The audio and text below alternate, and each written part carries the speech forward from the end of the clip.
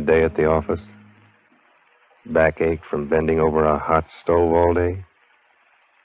Want to get away from it all? We offer you escape.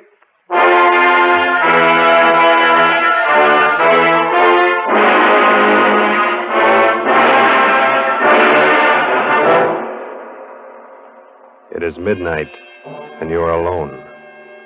Suddenly the room is plunged into darkness. You sit frozen with terror, because something is there behind you. Something you feared would come. Something from which you must escape. Escape, produced and directed by William N. Robson, and carefully plotted to free you from the four walls of today for a half hour of high adventure.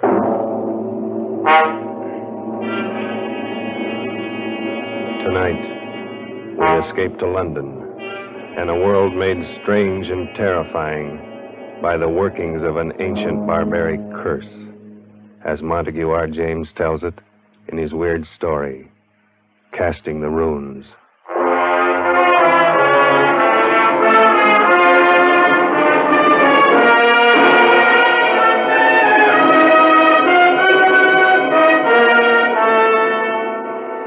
My name is Edward Dunning. I'm a scientist. I'm used to dealing with facts, not fairy tales. I'm regarded as Britain's leading authority on medieval life. And as such, I've studied much of the ancient fears and barbaric superstitions of those times. I should have been the first to scoff at any suggestion that the ancient powers of evil, the black magic of Teutonic days, could be believed and practiced in the 20th century. A few weeks ago, I should have laughed had you told me that a curse, a hex, could kill a man. Today, I cannot laugh. It has happened to a man I know of. And now, it's happening to me. My first presentiment of danger came on that day a few weeks ago when I dropped in to see Alfred Smythe, Secretary of the National Science Association, and found him in a state of irritation. Blast it all, Dunning. I almost wish you hadn't been so brutally honest in your report on that Karswell paper. Why? What's the trouble? Oh, he's such a frightful fellow. He's raising a terrible row. You mean Karswell himself? Yes, it's bad enough a vicious charlatan like that calling himself a scientist. But now he's taking all his vindictiveness out on me. Sorry, old chap. It's really me he'd like to get at. As a matter of fact, that's just what his last letter was about. He wants to know what supposed authority wrote the report rejecting his paper. You didn't give him my name. Heavens, no. As a matter of fact, Dunning, I haven't and I won't, and for a very special reason. Call it silly, call it crazy, call it what you will. I have an uncanny feeling about that man Karswell. Why? Do you know anything about him? Nothing. I've never seen him. I only know that he wrote a paper called The Truth of Alchemy. It was hopeless. Precisely. And why was it hopeless? Well, besides being abominably written, it was supposed to prove that alchemy, black magic, and such rot actually exists. I think the man really believes it. Undoubtedly he does, and that's what I mean. He lives in an isolated old house in Warwickshire. He's rarely seen elsewhere, and in his whole career he's written only two things. This paper and a history of witchcraft published 10 years ago. Yes, of course. I remember now. So that's the man. Yes, and that book was even worse than this paper. The man has a warped mind. I'm sure he's tried every unhealthy experiment in alchemy, witchcraft, and black magic.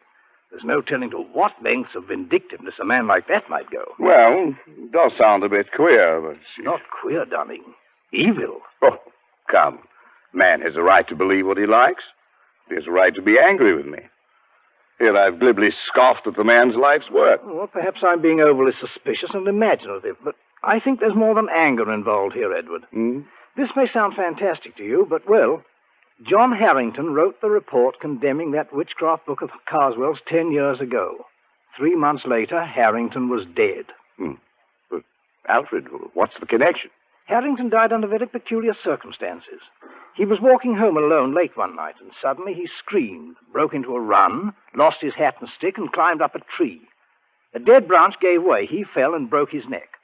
No one's ever been able to explain why it happened. Come now, Alfred. Surely you're not suggesting... I don't know what I'm suggesting. I only know that after he reviewed Karswell's book, John Harrington didn't have a moment's peace.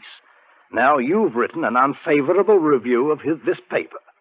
If I were you, I should keep that fact well hidden. Oh, Alfred. Well, that's ridiculous. Why?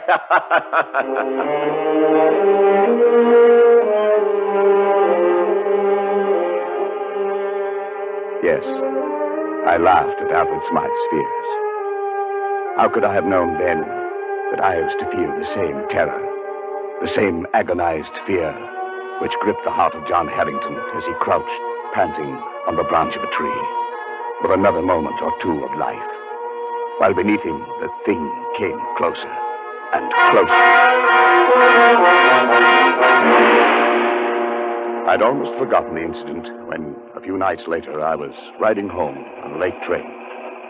I was half drowsing in my seat, barely keeping awake by looking idly at the car card advertisements. The man directly opposite me must have been doing the same, because suddenly I heard him say, "Here now, what can that one be advertising?" I followed his eyes to the window beside my head. What I saw brought me bolt upright in my seat. In memory of John Harrington, died September 18th, 1937, by falling from a tree. 3 months were allowed. Blimey, what do you say that means, sir? Well, I don't know. But I did know. Smythe had been right. The affair with Karswell was not over, but only begun. I asked the conductor about the card, but he was as puzzled as I was. He had never seen it before. The card must have been put there expressly for me. That meant that Karswell knew it was I who had reviewed his paper. How had he found out? I got the answer the next day. I was in the select manuscript department of the British Museum doing some research in the quiet, almost deserted room. I'd been working steadily for an hour, oblivious to my surroundings, when suddenly, just at my shoulder, I heard a voice. "Edward Dunning, you are allowed 3 months. I swung around in my seat. There was no one within 20 feet of me. I sat for a moment, shaken, and then I stooped to pick up the papers I had brushed to the floor. I straightened up to find a stout, elderly gentleman standing in front of me. Excuse me, sir. Yes? May I give you this paper? I think it should be yours. Oh, yes, so it is. I thought I had them all. This one seemed to have slid across the floor. Thank you very much. Not at all, sir. Good afternoon. He walked slowly away and out of the door. A kindly, stout old gentleman. But there was something about him that made me feel strange. I went over to the attendant. Yes, Mr. Dunning? Did you notice that gentleman I was just speaking to? Oh, yes, of course. Can you tell me his name? Why, that's Mr. Karswell. As a matter of fact, he was asking about you only the other day. Asking about me? Well, he asked who were the great authorities on medieval science. And of course, I told him you were the only one in the country. Oh, I see. Would you like to meet him, Mr. Dunning? I'll see if I can... No. No, thank you.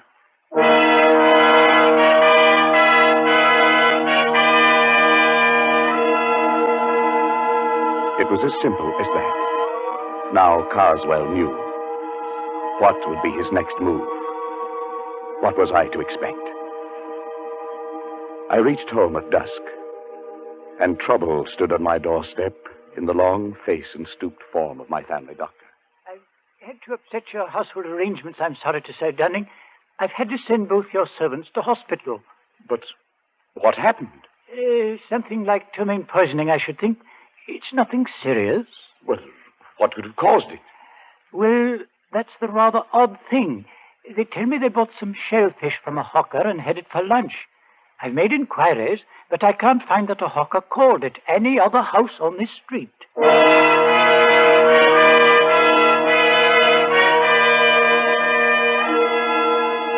Was this the next move? If so, it had succeeded. I was alone in the house, and my nervousness increased as darkness closed in and the hours advanced toward midnight. I went to bed, but almost immediately I thought I heard something. My study door opening downstairs. I went out and leaned over the banister. There was nothing moving, nothing visible. There was only a sudden, surprising gust of warm air playing about my legs. I went back into my room and locked the door. Suddenly, the lights went out. No doubt it was only a blown fuse, but the chills were playing up and down my spine. I went over to the bed and reached for my watch under the pillow. I suppose I wanted to find out the time. I don't know why. But fumbling on the pillow, my hand touched something far different from a watch. It was like a mouth with sharp teeth and hair around it, not human at all. I fled from my bedroom and spent a long and miserable night locked in a spare room, my ear to the door. But nothing came. I was not disturbed again. In the morning, I searched the house and found nothing unusual. But the mark of fear must have been stamped on my face, for Smythe noticed it next day. Dunning, you look as if you hadn't slept for weeks. Is anything wrong? I don't know, Alfred. Yes, there is. Karswell knows. How? They told him at the museum. Of course, we should have thought of that. Has anything happened yet? I don't know. It's too fantastic. It's probably my mind, hypnotic suggestion or something, but like that man Harrington, I have 3 months left. Edward. Must have been hearing things. I'm all on edge. I don't know what to think. John Harrington had a brother, Henry. Perhaps I'd better get you in touch with him. He might know more about this man, Karswell. Yes, do it. And quickly. 3 months is not a lot of time.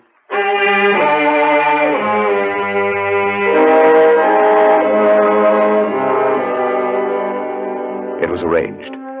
That night, I found myself walking down the dark street that led from the railway station to the Harrington home.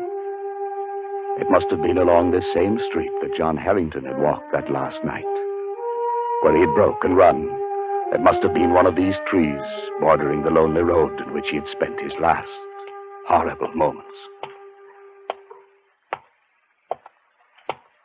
The way was dark, and there was no living soul in sight. And suddenly, complete terror gripped me. Somehow I knew that I was being followed. At first I only felt it, and then I heard it. I walked steadily on for a moment, my stomach like ice. It was getting louder, coming closer. Unconsciously, my step quickened. I could barely control myself. I wanted to scream and run. The thing came closer, closer.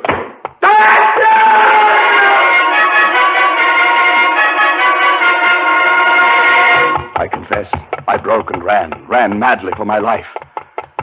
I was at a little side street. I turned down it, doubling back toward the railway station. I thought I would never make it. But finally, bright lights loomed before my eyes, and I think that I never have been so grateful for human companionship. There's no need to run, sir. The 840 won't be along for another 5 minutes. I felt very foolish. I couldn't bring myself to walk back down that street to Harrington's. I could only take the train home furtively and call Harrington next morning to beg his forgiveness. He seemed very understanding and asked no questions. Undoubtedly, Smythe had told him something about me. At any rate, he agreed to visit me at a place 2 nights later. And when he arrived and was made welcome, he began to talk about his brother. Yes, Mr. Dunning. John was in a very bad state for weeks before the accident, if that's what it was. The principal thing seemed to be the notion that he was being followed. It became an obsession. Yes, I know. I don't think his death was an accident. Then perhaps you can explain it? No. But I have one clue. Your brother reviewed a book very severely not long before he died.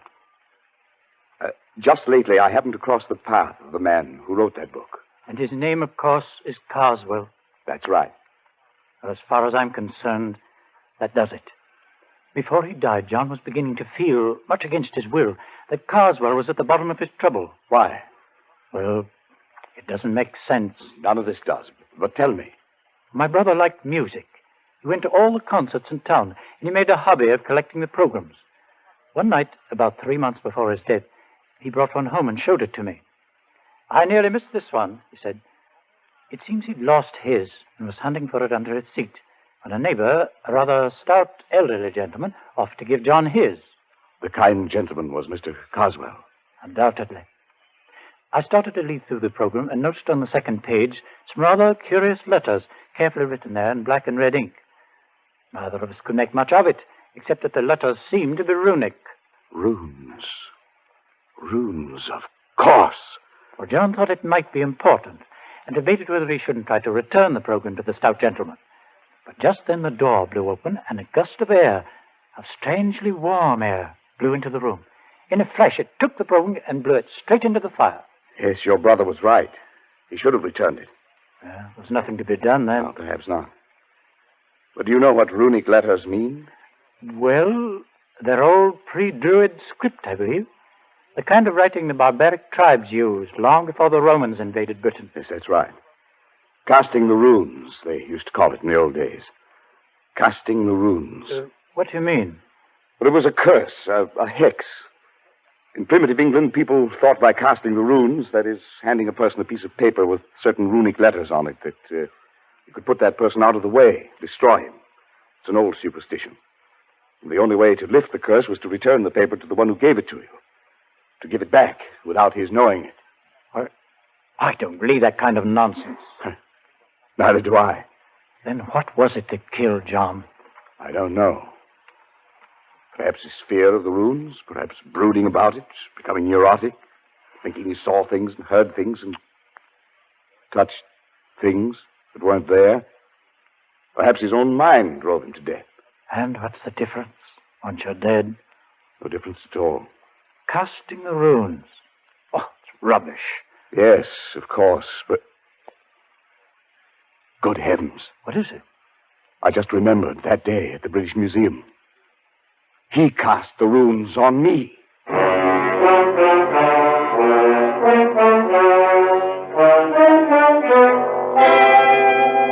I went swiftly to the writing table, Harrington close behind me. My portfolio was there, full of the scribbled notes I'd been working on that day in the museum. And as I took it in my shaking hands and began leaping desperately through them, one strip of thin, light paper slipped and fluttered toward the open window with uncanny quickness. But Harrington was even quicker and slammed the window shut just in time. Got it? Oh, thank heaven. If it were lost or destroyed, like your brother's... Then you wouldn't be able to return it to Mr. Karswell. Yes. Look at it. It's identical with the one John got. I looked at the flimsy paper. The characters, carefully traced in red and black, were runes, all right. That ancient language used by the Aborigines of prehistoric Britain. I couldn't decipher them. But as Harrington and I stood looking into each other's eyes, each of us could read the other's thoughts. Science or not, 20th century or not, this sheet of foolscap spells death for its possessor. It spells death for you. It must be returned. Yes, I know. It must go back in such a way that he doesn't know he's received it. That means we can't simply mail it. No, we can't. We must do it personally. That'll take doing. Well, he knows you by sight, doesn't he? Yes. You must shave your beard. It'll alter your appearance. He might strike any time. I have 3 months. That's what the warning said. We've got to make good on this, Dunning. I've searched 10 years for my brother's murderer, and now he must not escape.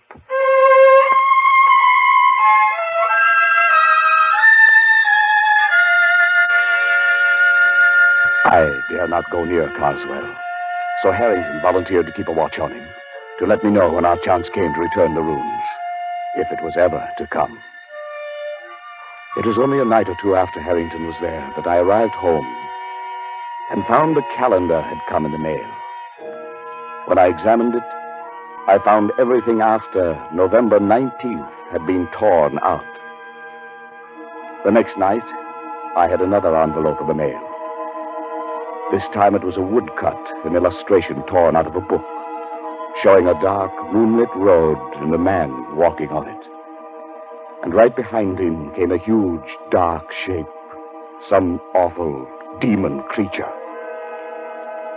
Under it were written some lines from the Ancient Mariner, and as I sat alone and read them aloud, I felt that now familiar gust of warm air playing about my legs. The man walks on and turns no more his head, because he knows a frightful fiend doth close behind him tread. Now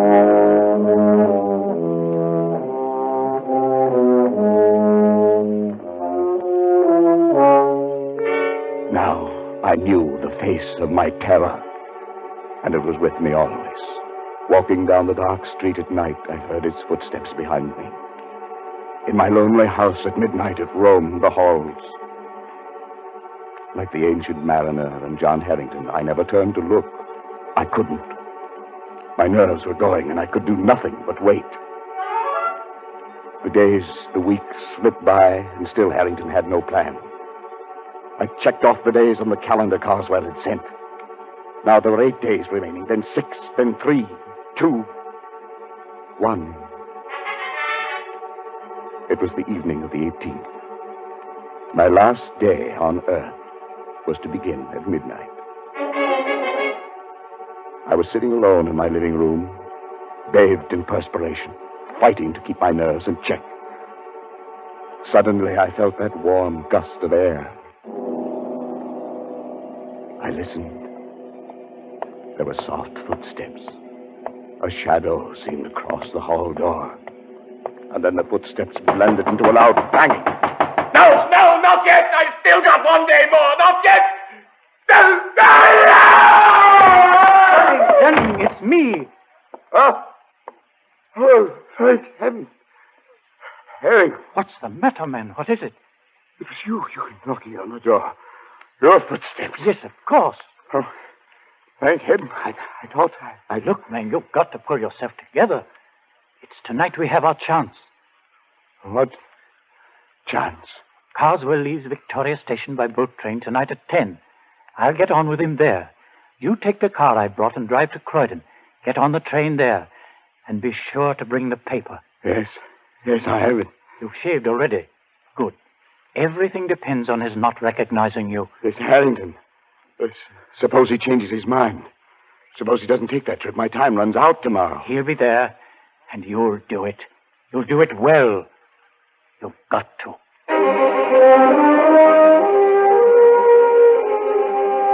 I stood on the platform at Croydon, my mind in a daze. I thought the train would never come, but it did. I saw Harrington at the window. He stared coolly at me. Of course, there was to be no sign of recognition.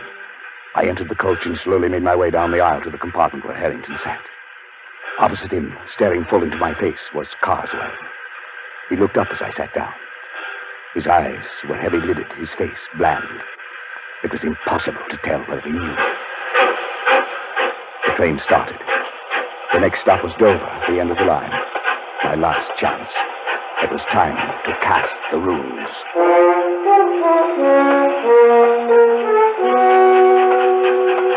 It was a strange ride. Karswell and I seated face to face, staring into each other's eyes. Harrington off to the side, pulling at his face with twitching fingers. If I could have only had a few whispered moments with him to plan our strategy, but that was impossible. The moments dragged tortuously. No one moved. Then suddenly Karswell leaned forward. I beg your pardon, sir. Haven't we met? Met? Well, I don't think so, sir. Not unless you're in the plumbing business. Plumbing? No, hardly. I hadn't planned it that way. The words, the accent, just seemed to come by themselves. And Karswell sat back, an enigmatic expression on his face. I wished desperately to know what he was thinking. Then suddenly he got up and went out into the corridor. Was this my chance? I was about to slip over to his bags to see if there were ways to secrete the rooms within them, when I caught Harrington's eye and read a warning in them. Karswell from the corridor was watching, waiting to see if we recognized each other. I muttered a prayer of thanks I hadn't moved. Karswell came back and took his seat. As he did so, wild, exultant hope surged up in my throat, for something slipped off his seat and dropped noiselessly to the floor.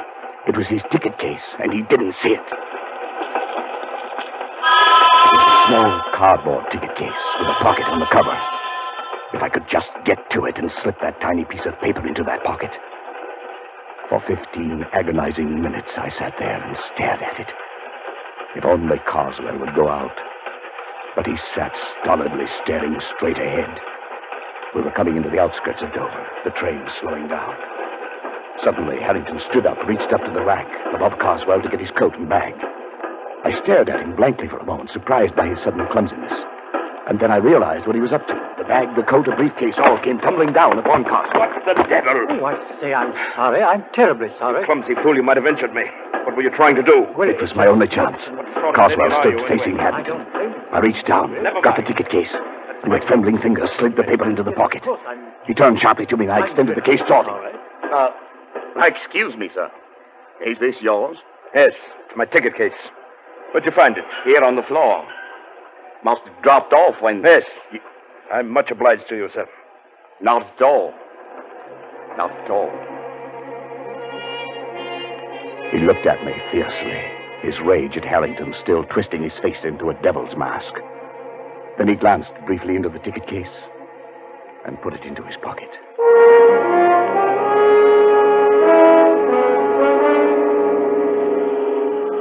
On the railway pier at Dover, Harrington and I followed a few steps behind Karswell. I felt like I might faint. Karswell went straight to the gangway of the boat, and there the purser stopped him. Sir, does your friend have a ticket? My friend? What the devil do you mean? I'm traveling alone.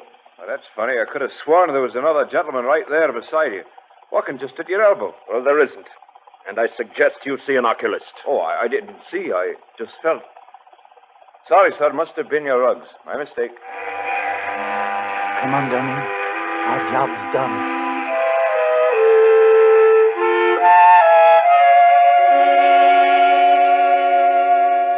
I didn't sleep that night.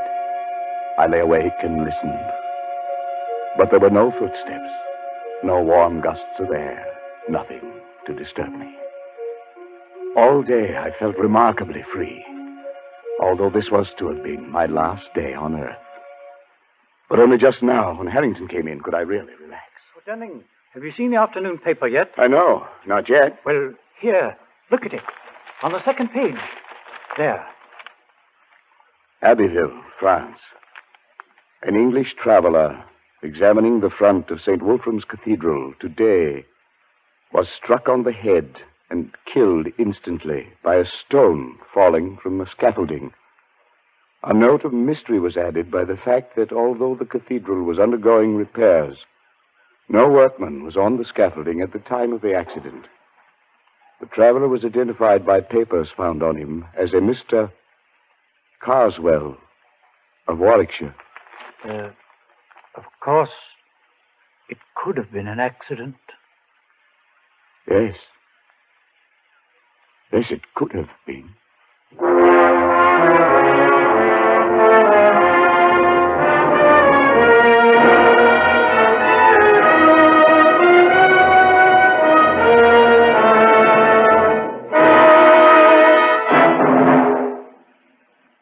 Escape is produced and directed by William N. Robson, and tonight brought you Casting the Runes by Montague R. James, adapted for radio by Irving, Ravetch, and John Dunkel, with John McIntire as Edward Dunning, Jan Wolfe as Harrington, and Bill Conrad as Karswell. The special musical score was conceived and conducted by Cy Fure. Next week, you are trapped in a hidden valley, high in the Andes, walled in by sheer rock precipices, and surrounding you, closing in on you, is a band of blind men who want your eyes.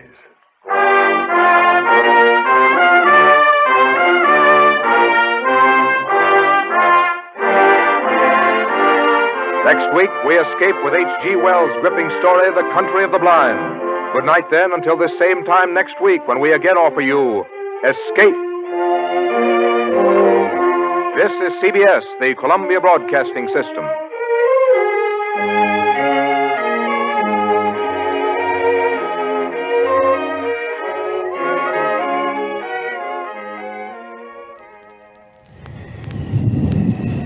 That's going to do it for this episode of The Horror. You can find past episodes and more old-time radio at relicradio.com. Links to everything else there as well. Also ways to donate if you'd like to help support this and all the shows. Do so from the website. Just click on the donation information button right on the front page for more information on that. And as always, thank you very much to those who have donated. And thank you for joining me today. Be back Wednesday with another episode of The Horror. The Horror is produced by and for RelicRadio.com. Rebroadcast of this show without permission is strictly prohibited.